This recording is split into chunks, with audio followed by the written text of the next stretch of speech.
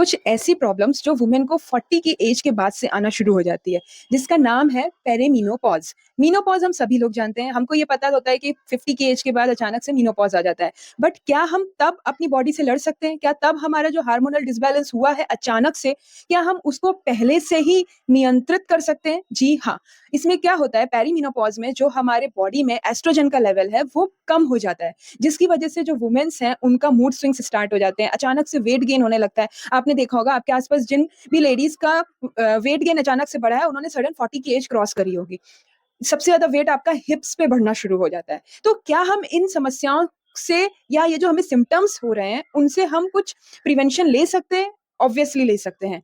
इसमें आपको क्या करना है, सबसे पहले आपको एक्सरसाइज पे ध्यान देना है। एक्सरसाइज क्यों करना है? बिकॉज ऑफ एस्ट्रोजन लेवल जो आपकी बॉडी में कम हो गया है। जब आप एक्सरसाइज करते हो तो उससे क्या होता है कि आपकी जो बॉडी है, जो वेट गेन हो रहा था, वो आपका वेट गेन नहीं होगा। दूसरा है, बोन डेंसिटी आपकी कम होना शुरू हो जाती है, क्योंकि जो एस्ट्रोजन लेवल है वो directly connected with the bone density. तो आपके ऑस्टियोपोरोसिस के चांसेस बढ़ जाएंगे। एस्ट्रोजन की वजह से आपका कार्डियोवैस्कुलर सिस्टम भी इफेक्ट करता है। दूसरी बात, आपकी मेटाबॉलिज्म जो होती है बॉडी की, वो स्लो हो जाती है, just because of the oestrogen level. Yes, तो जब आप एक्सरसाइज करते हो तो आपका मेटाबॉलिज्म बढ़ता है, मेटाबॉलिज्म बढ़ता है तो आपका वेट गेन जो हो रहा है वो स्टॉप हो जाएगा। तो आपको इस प्रकार से चीजें करनी है। दूसरा, आपको खाने में क्या प्रिवेंशंस लेने हैं। खाने में आपको ये ध्यान देना है कि आप ग्रीन लीफी वेजिटेबल्स खाओ। और दूसरा, आपको टोफू है, लेग्यूम्स हैं।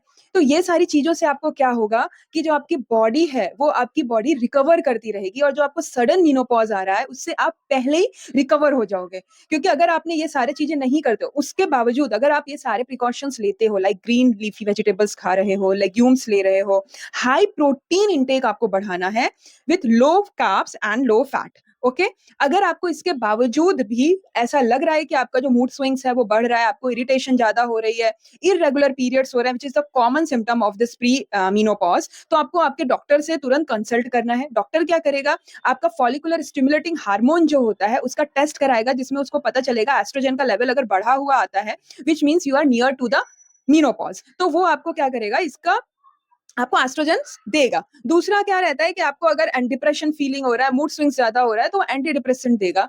कुछ लोगों को ड्राई वेजाइनल की भी प्रॉब्लम रहती है, तो उसके लिए भी वो आपको क्रीम और टॉपिकल सॉल्यूशंस देगा।